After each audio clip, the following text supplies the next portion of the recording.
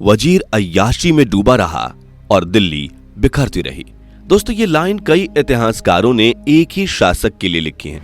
अगर आपको नहीं पता तो बता दें कि लाइन तुर्क के रूप में सबसे ज्यादा मशहूर सुल्तान गियासुद्दीन तुगलक और गाजी के लिए लिखी गई हैं। पूरी दिल्ली को अपनी उंगली पर नचाने वाला यह तुगलक सुल्तान तुर्क सुल्तानों का सबसे चहीता सुल्तान था। कारण ये था कि इसने कभी अपनी तलवार से खून सूखने नहीं दिया और अपने बिस्तर को कभी खाली नहीं रखा। कहते हैं कि गियासुद्दीन की तलवार पर हमेशा खून लगा ही रहता था और उसके बिस्तर पर एक ना एक खूबसूरत लड़की बिना कपड़ों के हमेशा पड़ी रहती थी। दोस्तों, आज का वीडियो आप सभी के लिए बहुत ही खास होने वाला है, क्योंकि आज की वीडियो में हम आपको बताने वाले हैं गियासुद्दीन की जिंदगी से जुड़े कुछ ऐसे राज जो आपने इससे पहले कभी नहीं सुने होंगे। दोस्तों, गियासुद्दीन तुगलक के पिता एक तुर्की और उसकी मां एक जाट थी। जन्म के बाद से गियासुद्दीन को उसकी मां ने पाला। हालांकि गियासुद्दीन के जन्म के बारे में इतिहासकारों में मतभेद है, लेकिन गियासुद्दीन के जन्म के बाद ही उसके पिता ने उसकी मां को छोड़ दिया था, जिसकी वजह से गियासुद्दीन और उसकी मां एक देश से दूसरे देश भटकते रहे और 13वीं शताब्दी की शुरुआत में इन्होंने अफगान में शरण ली। उस समय वहां पर खिलजियों का राज था और खिलजी वंश का आखिरी शासक नसरुद्दीन खुसरो शाह राज कर रहा था। बता दें कि नसरुद्दीन शाह अपने नाम के पीछे खिलजी उपनाम नहीं लगाता था, क्योंकि उसे पता था कि वो खिलजी साम्राज्य का होकर भी नहीं है। दरअसल ऐसा इसलिए क्योंकि उसकी मां तो एक खिलजी थी, लेकिन उसका पिता उसकी मां का पति नहीं था, बल्कि वो एक घुमक्कड़ व्यापारी था जो एक रात ऐसे ही नसरुद्दीन की मां के साथ सो गया। कुल मिलाकर कहा जाए तो वो सिर्फ अपनी मां का एक नाजायज बेटा था। इसी वजह से उसने खिलजी उपनाम का इस्तेमाल नहीं किया। उस समय खिलजी साम्राज्य भी कमजोर पड़ गया था। उसी समय वहां पर गियासुद्दीन ने अपना डेरा जमाया और काम की तलाश में निकल गया। अपनी तुर्क की पहचान छिपाने की वजह से उसे कोई पहचान नहीं पाया और उसने अपनी पहचान भी एक खिलजी के रूप में बताई, जिस वजह से उसे खिलजियों की सेना में एक सैनिक की नौकरी मिल गई। यह इतिहास बदलने का अच्छा सुनहरा मौका था और इसी सोच के साथ वो अपने काम को अंजाम देने लगा। उसने कई साल एक सैनिक के रूप में काम किया और महल के बारे में कई तरह की जानकारियां हासिल की और कई राजों से पर्दा उठाने की कोशिश की। उसे महल और राजकाज के बारे में वो सब मालूम पड़ गया था जो कि एक सैनिक को नहीं मालूम होना चाहिए था। धीरे से उसने हिम्मत करके अपने जैसे और सैनिक ढूंढने शुरू किए और उनके साथ मिलकर उसने नई सेना संगठित करना शुरू की। उसी समय मौका पाते ही उसने एक बड़े चापर से नसरुद्दीन खुसरो शाह के गले पर वार किया। ये वार इतना तेज तो नहीं था कि नसरुद्दीन की गर्दन धड़ से अलग हो जाए, जैसा कि वो चाहता था, लेकिन इस वार से नसरुद्दीन की गर्दन से लगभग आखिरी छोर तक कट गई थी, जिसकी वजह से उसकी गर्दन लटक गई और वो जमीन पर गिर पड़ा और तड़पने लगा। यह देखकर किसी वजीर या किसी सैनिक की हिम्मत नहीं हुई कि वो गियासुद्दीन को पकड़ सके या फिर बंदी बना सके। कुछ ही सेकंड्स में नसरुद्दीन की मौत हो गई और गियासुद्दीन ने केवल अपने डर से पूरा राज्य अपने नाम कर लिया। सारे वजीर डर की वजह से उसकी तरफ हो गए और जिस वजीर ने कुछ कानून बताने की कोशिश की तो उसे भी तुरंत बीच महल में ही मार दिया गया। इससे वजीरों और सलाहकारों में और डर बैठ गया। ये बात लोगों में आग की तरफ फैल गई थी कि एक सैनिक ने भरी महफिल में नसरुद्दीन को मार दिया है। जब जनता आपस में ये सारी बातें कर रही थी, तभी ढोल नगाड़े के साथ एक घोषणा हुई और वो घोषणा ये थी कि आज से सल्तनत के नए सुल्तान मोहम्मद गियासुद्दीन तुगलक शाह गाजी होंगे। जब लोगों ने पूरा नाम सुना, तब लोगों के दिमाग में ये बात आई कि यहाँ से खिलजियों का खात्मा हो गया और एक नए वंश का उदय हुआ है। गियासुद्दीन पहला ऐसा सुल्तान था जिसने भारत में अपने नाम के आगे गाजी लगाया था। गाजी का अर्थ होता है काफिरों को मारने वाला, और काफिर किसे कहते हैं आपको मालूम ही होगा। गियासुद्दीन ने सुल्तान बनने के बाद महल में उपस्थित करीब 200 खिलजी रानियों के जितने भी बच्चे थे उन्हें मारने के आदेश दिए और सैनिकों से यह भी कहा कि अगर कोई रानी बीच में आए तो उसे भी खत्म कर देना। इन सब में कई रानियां गर्भवती भी थीं, उन्हें भी उसी हालत में मार दिया गया। उसने ऐसा इसलिए किया ताकि कोई खिलजी बचा न रह जाए जो बाद में बड़ा होकर बदला ले। यह काम करने के बाद उसने 2 सेनाओं का गठन करने का ऐलान किया, जिसमें से एक सेना में वो सिपाही थे जो युद्ध की कौशल को अच्छे से जानते थे और अकेले युद्ध जिताने की क्षमता रखते थे, और दूसरी सेना में वो सिपाही थे जो कि केवल एक साधारण सैनिक मात्र ही थे। इस सेना को उसने 1 महीने के प्रशिक्षण में भेजा और खुद महल में खिलजी की रानियों के साथ समय बिताया। हर रात उसके लिए नई रानी आती थी जिनके साथ वो जबरदस्ती करता था। गयासुद्दीन एक साइको किस्म का इंसान था। वो रानियों के साथ बहुत बुरी तरह से रात बिताता था, जिस वजह से उसके साथ रात बिताने वाली रानी की चाल अक्सर बदल जाती थी।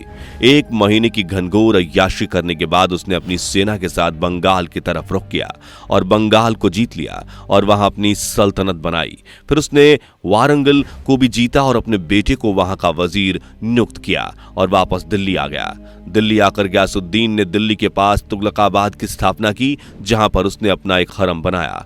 उस हरम के बन जाने के बाद गयासुद्दीन उसी हरम में अपना सारा समय बिताता था। एक रात वो हरम में ही था, तब उसे पता चला कि वारंगल में उसकी रियासत पर किसी ने हमला बोल दिया है, जिसके बाद उसने वारंगल को दिल्ली की ही रियासत में मिला लिया था। लेकिन फिर बाद में वारंगल उसके हाथ से चला गया था। उसकी अय्याशियां और जनता के साथ बदतमीजी इतनी बढ़ गई थी कि अब जनता भी इधर उधर के पड़ोसी राज्यों से मदद मांगने लगी थी, क्योंकि जनता को पता था कि गयासुद्दीन के पास दिखावटी ताकत है, ना तो इसके पीछे कोई बड़ी ताकत है और ना इसके आगे कोई बड़ा साम्राज्य। इन सब चीजों को कंट्रोल करने के लिए उसने कई तरह के अभियान चलाए। इन अभियानों के तहत उसने नहरों का निर्माण कराया, कई सारे किलों का भी निर्माण कराया, लेकिन इन सब के बदले वो हिंदुओं से खुम्स लेता था। खुम्स एक तरह का टैक्स था जो केवल हिंदुओं को देना होता था। यह सब गयासुद्दीन ने इसलिए किया ताकि हिंदू भी इस्लाम धर्म अपनाकर मुस्लिम हो जाएं। लेकिन उस समय के हिंदुओं ने हिंदू होने के लिए टैक्स भी दिया, लेकिन धर्म परिवर्तन नहीं किया। लेकिन उसके बाद उनके हर काम में उन्हें तंग किया जाता था। उनके बीवी बच्चों को जबरदस्ती मस्जिद में जाने के लिए दबाव बनाया जाता था, लेकिन ऐसा कभी कभी ही होता था क्योंकि उसके पास सेना की कमी हो गई थी। क्योंकि बंगाल पर कब्जा करने के बाद वहीं के गृह सुल्तानों ने मिलकर दोबारा बंगाल को अपने कब्जे में कर लिया था। तभी गयासुद्दीन अपनी सेना के साथ बंगाल की तरफ रवाना हुआ और उसने दिल्ली को कुछ दिनों के लिए ऐसे ही छोड़ दिया। उस समय दिल्ली का माहौल तो ऐसा हो गया था कि मानो दिल्ली में किसी को कोई दिक्कत नहीं है, सब आराम से घूमते थे। ज्यादा सैनिक न होने की वजह से कोई रोक टोक भी नहीं थी। गयासुद्दीन ने बंगाल के लिए दोबारा लड़ाई लड़ी और दोबारा बंगाल पर अधिकार किया। जब वो बंगाल से दिल्ली के लिए लौट रहा था तो उसने रास्ते में विश्राम के बारे में सोचा, क्योंकि युद्ध में उसे थोड़ी बहुत चोट भी लगी थी, जिसकी वजह से आगे चल पाना असंभव था। इसलिए उसने एक गांव में शरण ली और एक लकड़ी की झोपड़ी में आराम करने लगा। कहते हैं कि रात के समय वो लकड़ी की झोपड़ी उसके ऊपर गिर गई और उससे उसकी मृत्यु हो गई। कहने को तो ये घटना थी, लेकिन कई इतिहासकारों के मुताबिक ये एक सोची समझी साजिश थी, क्योंकि गयासुद्दीन के राज्य में जिन सैनिकों और वजीरों की भर्ती होती थी उनमें से मुस्लिमों को हमेशा ज्यादा पैसा और कम काम जैसी सुविधाएं मिलती थी, वहीं हिंदुओं को ज्यादा काम और कम पैसा मिलता था। इस वजह से गांव के हिंदू लोगों ने एकता के साथ एक गुट बनाया और गयासुद्दीन को हमेशा हमेशा के लिए मौत की नींद सुला दिया। लेकिन कई इतिहासकारों के मुताबिक उसकी मौत किसी और तरीके से हुई थी। उनके मुताबिक जब गयासुद्दीन तुगलक बंगाल के अभियान से लौट रहा था, तब लौटते समय तुगलकाबाद से 8 किलोमीटर की दूरी पर स्थित अफगानपुर में एक महल में सुल्तान गयासुद्दीन के प्रवेश करते ही उसकी गर्दन पर एक औरत ने छुरी घोंप दी थी, जिसकी वजह से उसकी मौत तुरंत हो गई थी। लेकिन इब्न बतूता, जो कि दुनिया भर की यात्राएं करता था, उसके अनुसार गयासुद्दीन की हत्या उसके पुत्र जौना खान द्वारा रचे गए एक षड्यंत्र के माध्यम से की गई थी।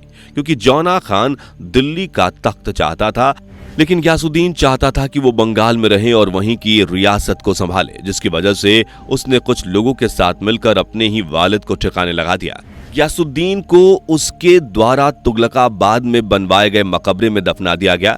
दोस्तों, कहते हैं कि निजामुद्दीन औलिया नाम के एक पीर बाबा ने गयासुद्दीन के मरने की भविष्यवाणी पहले ही कर दी थी। असल में जब वो बंगाल विजय अभियान पर गया, तब वहां से लौटते वक्त गयासुद्दीन ने तुगलकी फरमान भिजवाया कि मेरे दिल्ली प्रवेश के पूर्व ही निजामुद्दीन औलिया दिल्ली छोड़कर चले जाएं, क्योंकि उसकी निजामुद्दीन औलिया से किसी बात को लेकर झड़प हो चुकी थी।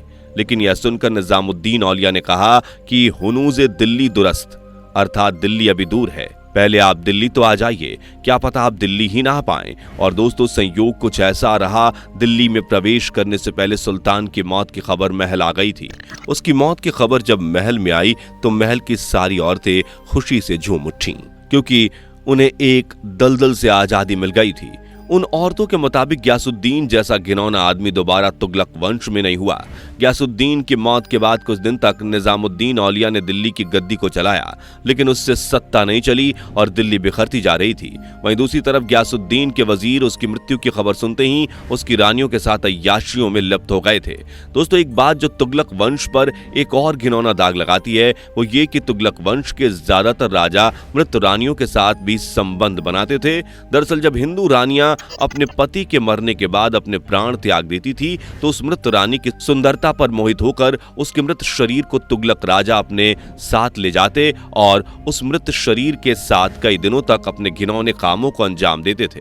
इस बात को लेखक सुनजोय के सिंह द्वारा लिखी किताब तुगलक डायनेस्टी में लिखा गया है। वैसे दोस्तों, इतना सब जानने के बाद तुगलक वंश और गयासुद्दीन तुगलक के बारे में आपकी क्या राय है, नीचे कमेंट करके जरूर बताएं। जाने से पहले वीडियो को लाइक शेयर जरूर करें और ऐसे ही और वीडियोस के लिए इस चैनल को सब्सक्राइब करके बेल नोटिफिकेशन को भी जरूर ऑन कर लें। धन्यवाद।